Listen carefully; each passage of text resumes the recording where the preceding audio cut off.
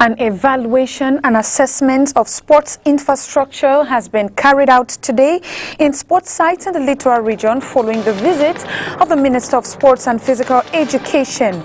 With less than 150 days to mark the official launch of the anticipated CHAN and CAN competitions, a lot is still yet to be done. Plus, women in the Southwest region have staged a protest demanding the amelioration of electricity services as parts of Boya have gone 3 weeks without power.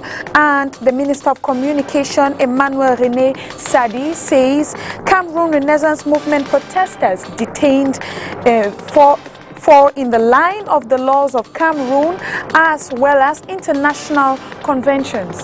And those are top stories. Good evening, ladies and gentlemen. Thanks for watching the 6 p.m. newscast on Spectrum Television. I am Josephine Bindzi. Despite the fact that the pitch at the Mbappé Stadium is degraded, the president of the local organizing committee for CHAN and CAN competition is confident that the site will be ready before January. This was during a visit to these sporting infrastructures during the city. John Paul Sama has details. The effects of the coronavirus are fatally visible on the surface of the Mbappé pitch, as the grass, which was green a few months back, now has traces of baldness.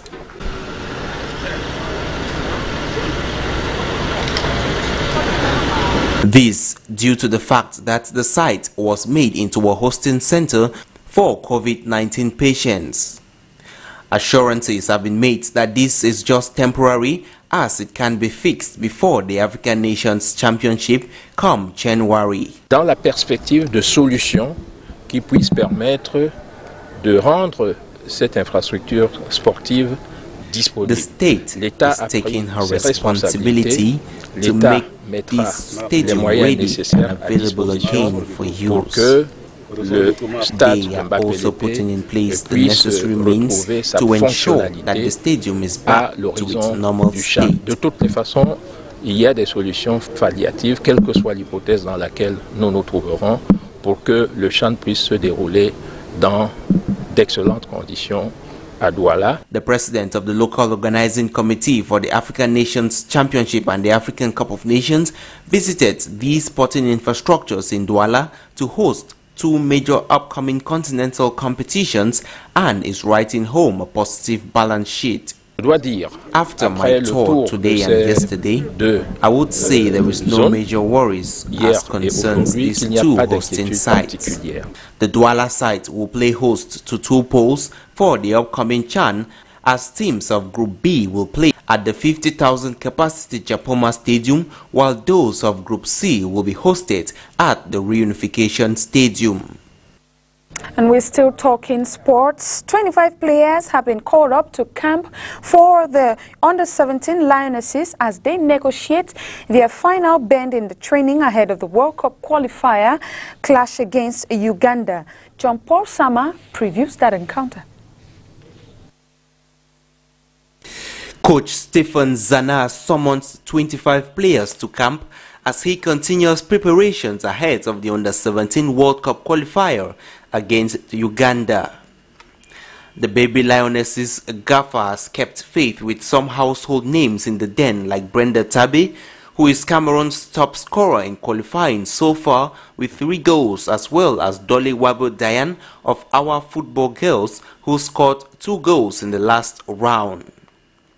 Shortstopper Mikhail Bihina is amongst the 3 goalkeepers called up with 1 goal in this tournament. Amongst the 8 defenders called up, the coach will be looking for top leadership to keep their opponents out, while Bianzi Suzy is expected to man the midfield compartment. The Baby Lionesses in their last campaign played a couple of friendlies, with the last pitting them to Ajesak girls as they carried the day by 7 goals to 0. The group of 25 are expected to begin camping this Friday, the 16th, at the CAF Excellence Center in Bankomo, as they look to play against Uganda for the first leg of the last round of the 2021 Women's Under-17 FIFA World Cup in Kampala later this month. It is worth noting that they eliminated Sao Tome and Principe in the last qualifying round before the COVID-19 by 10 goals to 0 on aggregate. The Minister of Communication, Emmanuel René Sadi, has described accusations by the United Nations Commission on Human Rights on torture of Cameroon Renaissance Movement supporters arrested after the September 22 demonstrations as misleading and false. At a press conference, René Emmanuel Sadi stresses that their arrests are in line with laws of Cameroon and international convention. Peter Nsosier with details on that press conference. Before pressmen in Yaoundé Wednesday, the Minister of Communication, René Emmanuel Sadi, says that the release by the Special Rapporteur and Working Group on Arbitrary Detention of the United Nations High Commission for Human Rights over the legal proceedings initiated against certain officials and supporters of the Cameroon Renaissance Movement is one-sided, subjective and distorted. The government spokesman argues that the charges that motivated the arrest and pre-trial detention of some officials and supporters of the party are valid and complies with national and international laws and conventions. Clarifying national and international opinion, the communication minister argues that Professor Maurice Kamto had made insurrectional calls, and despite efforts to refrain him from the protest, his supporters insisted and pushed through with it on the 22nd of September 2020. Concerning those arrested, 294 Cameroon Renaissance Movement supporters were picked up, that is 46 in the Central region, 63 in the West region, and 185 in the Littoral region. Out of this number, 176 have been released, while 9 are before the government commissioner in Yaoundé and 109 in Douala and Bafoussam, all prepared to stand trial at the military court of these cities. Experts of the UN High Commission for Human Rights have been urged to seek the truth, as the minister assures that the head of state, His Excellency President Paul Biya, is finding solutions to prevailing challenges in the country, and politicians should not use this in a bid to destabilize state institutions.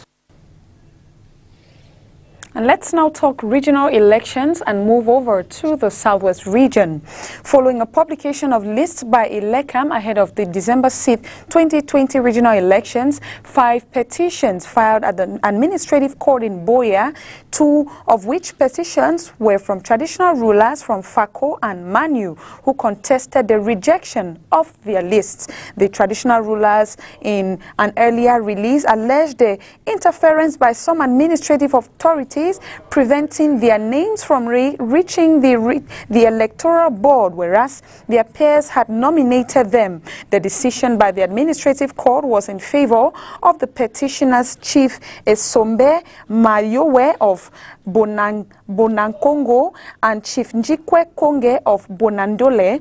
The Fako chief say it is time to bury all clashes and work for the good of Fako. The court session that lasted over 5 hours reviewed another complaint concerning divisional representation filed in the Luma Stephen, which was advisable and funded, while 2 other complaints from Manu and Moyuka inadmissible. At the end of the proceedings, the court ordered the electoral board to replace the names of the petitioners of the Lekam accepted list. Let's now listen to the Chief Njike Kombe and Chief Samuel Lyunga by Catherine Kone.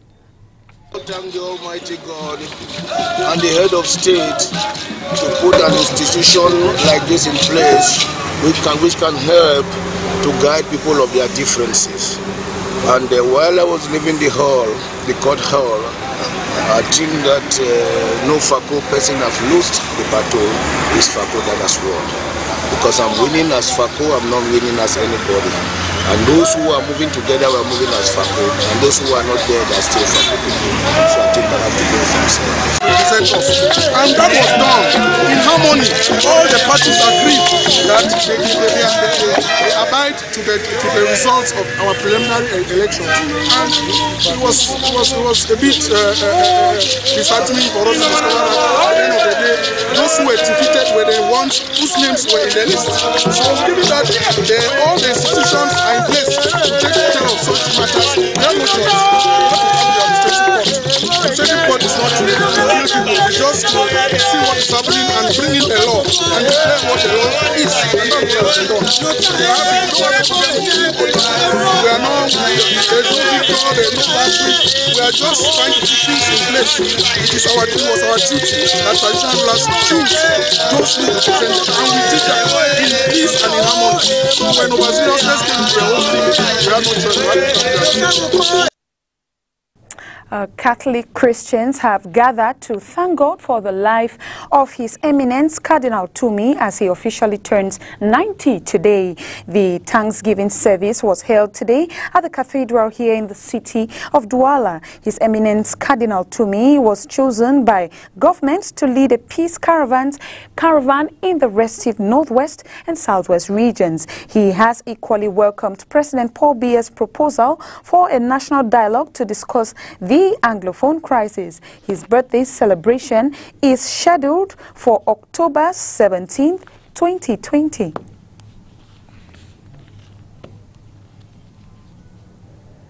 There has been frustration at its peak in the capital of the southwest region, Buea, as some parts of the city have been out of power for more than a month. This has propelled protests from women of all ages as they frown at the power mismanagement of electricity. Catherine Kone with details.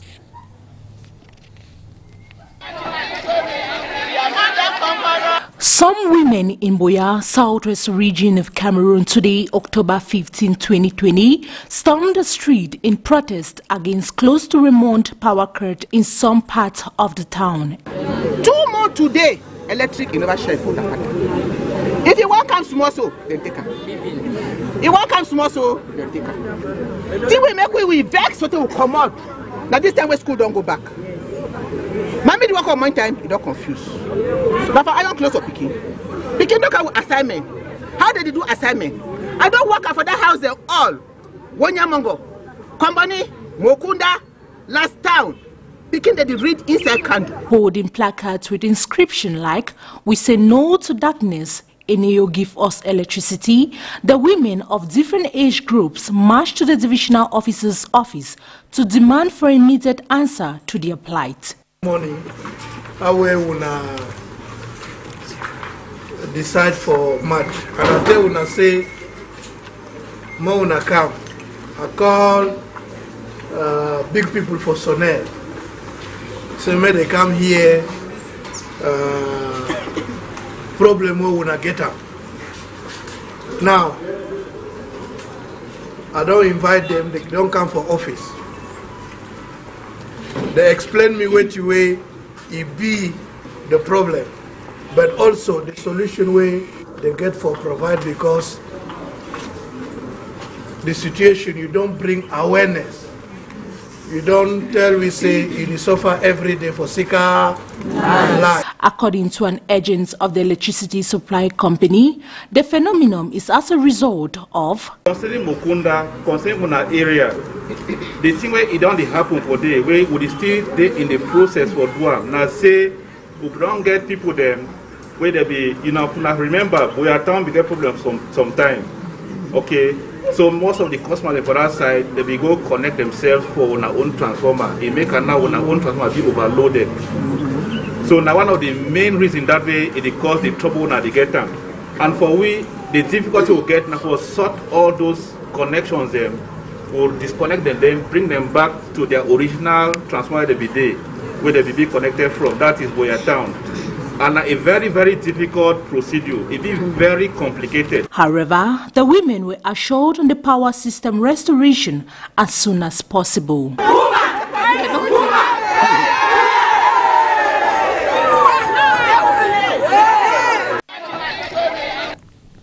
Universities and higher institutions in Cameroon resume classes today, October 15, 2020, as prescribed by government. Although here in the University of Douala, the admission procedures are currently going on. How will some students return to classrooms in the midst of this? Details with Crystal Asexwele. C'est le moment idéal de prendre des renseignements détaillés et de commencer immédiatement la procédure pour assurer. The usual frenzy and busy atmosphere observed during classes resumption day at the University campus of Douala is absent this Thursday, October 15, 2020, official date prescribed by the government for classes to resume in all state universities and higher institutions. This, due to the outbreak of the coronavirus pandemic, which upset all the educational program and system of functioning, explains this freshman at the university. There's been a delay due to the outbreak of the coronavirus pandemic, which upset things all around the world and even in the educational landscape. So everything is being reorganized for classes to effectively start next week. Here, many students are still struggling to get themselves registered and enrolled into this public state university. Today we just started with registration at the University of Douala. The process went on well, just that like every public state institution, there is always a long queue to follow because of the high demand of admissions with a limited offer to satisfy everyone. For this former student, she just came in today to withdraw her results, certify her documents, deposit them for registration, she says. We didn't do anything today. We just came in to pick up our results, certify and drop our documents for registration, while we were asked to come back on Thursday. Despite this delay observed here at the University of Douala, today, October 15, 2020, is the official date set aside by the government for university students in Cameroon to resume classes, while strictly respecting all barrier measures against COVID-19. Small and medium-sized enterprises in Cameroon have been challenged to step up their branding and packaging in the bid to stimulate industrialization in the country. The call was made today at a conference in Douala organized by the Youth Employment Service. Peter Saucier was in attendance as details for the 6 p.m. news.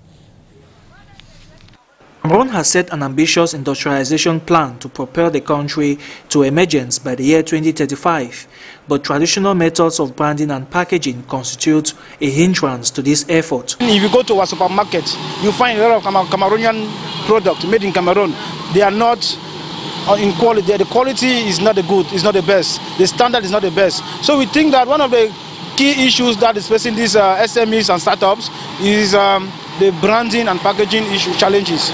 The Youth Employment Service is drilling 150 participants, representatives of small and medium-sized enterprises in Douala, on modern and improved techniques on branding and packaging. Put together this conference so that we should give SMEs and startups the necessary tools on how they could best brand their made in Cameroon product. And when we talk about Cameroon product, we talk about agricultural transformation product, and we talk about services as well, because Cameroon services, we have a lot of Cameroon services, those are businesses in the services sector, and they need to be branded. So we think it is important such that we move these guys from the informal sector to the formal sector. By so doing, they automatically transform their company to industries. And to get to the industrial revolution, a solid public-private partnership is indispensable. We want to focus with 3 key ministries: the Ministry of Commerce, the Ministry of SMEs, and the Ministry of Mines and Industries, because these are the 3 key ministries that we think that if we work closely with them, we are going to achieve our goal. And the SMEs themselves. So at the end of the day, we want to come out with concrete resolutions where we give table to these 3 key ministries. And one of our focus with the partners, with the experts, is to set up an industrial packaging company for Cameroonians, by Cameroonians. We are tired of importing. So we think this is the key strategy, this is the focus, this is where we are going to. The African Continental Free Trade Area offers small and medium-sized enterprises an opportunity to explore and implant the Made in Cameroon identity, and experts hope that local companies in Cameroon can avail themselves of quality branding and packaging to stimulate the much-needed industrialization. On our international page, this week, the U.S. Senate is holding confirmation hearings for U.S. Supreme Court nominee Amy Coney Barrett to fill the seat left empty by Justice Ruth Bader Ginsburg, who passed away last month. Supreme Court justices received lifetime positions, and battle to fill the seat has become a focus of the contest between President Donald Trump and his challenger, Joe Biden. Details with the VOA. Protesters and supporters of Amy Coney Barrett square off outside of the Supreme Court as the conservative judge faces tough questions from Senate Democrats, including whether she will recuse herself from cases that could impact the outcome of the November election. I will apply the factors that other justices have before me in determining whether the circumstances require my recusal or not. But I can't offer a legal conclusion right now about the outcome of the decision I would reach. Appointment of conservative judges is a key campaign promise for President Donald Trump, who often frames it in ideological terms.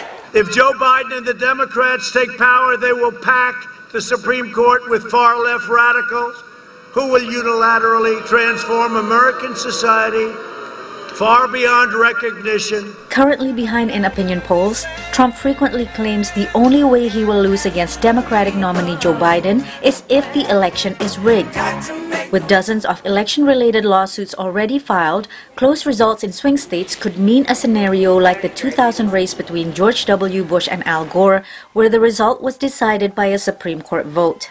Statements by Trump and some Republicans suggesting that Barrett must be confirmed to ensure the court rules in their favor in post-election litigation creates the appearance of impropriety, said constitutional expert Adam White. They have really created a cloud that I think she is going to have to dispel through her own work on the court to make very clear that when she's appointed to the court, that she doesn't answer to President Trump, she doesn't answer to anybody but the law.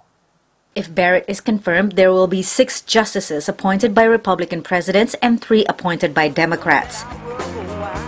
If Biden wins, some Democrats want him to appoint more Supreme Court justices, arguing that it would help ideologically balance the court. Republicans strongly oppose that. The number of justices is not set in the Constitution, but there have been 9 since 1869. If you add more and more seats, you're going to have small coalitions that have to engage in sort of compromise and I won't say bartering, but it'll look less and less like a principled body of decisions and more like a set of legislative compromises. Biden says he's not a fan of court packing, but has largely avoided the issue, focusing instead on Democrats' concern that the court could overturn a signature Obama-era legislation that expands Americans' access to health care. This nominee said she wants to get rid of the Affordable Care Act. The president wants to get rid of the Affordable Care Act. Barrett insisted that if confirmed, she has no agenda on Obamacare or other politically divisive issues, including abortion rights and same-sex marriage. Patsy Widakuswara, VOA News.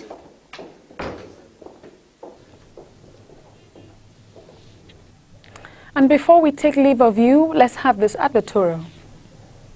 The Scientific and the University Council of the University Institute of the Gulf of Guinea on Monday, October 5, 2020, held its 5th session at the university campus to define the different channels in terms of scientific policy for the new academic year. This, in a meeting chaired by Professor François Xavier Etoa, President of the Scientific and the University Council of IUG, in the presence of the founder and President of the University Institute of the Gulf of Guinea, Louis-Marie Jambou. The Scientific Council will put all efforts to help the President of this institution to maintain the will, the vision he has for the ultimate step of his institution. I mean to be the full-fledged university, private university in our country. During this working session, an assessment of some major activities carried out during the previous academic year were evaluated, along with those to be applied this year. This is the first point. It is to assess if our distance learning program were successfully launched during the corona pandemic. So at this point in time, you can say that the distance learning was a very successful activity in AOG because it was an alternative pedagogy model that helped immensely to cover the program and to help students who were not able to come to school because of the state barriers. They were obliged to be at home and take the courses through the platform that we launched last year.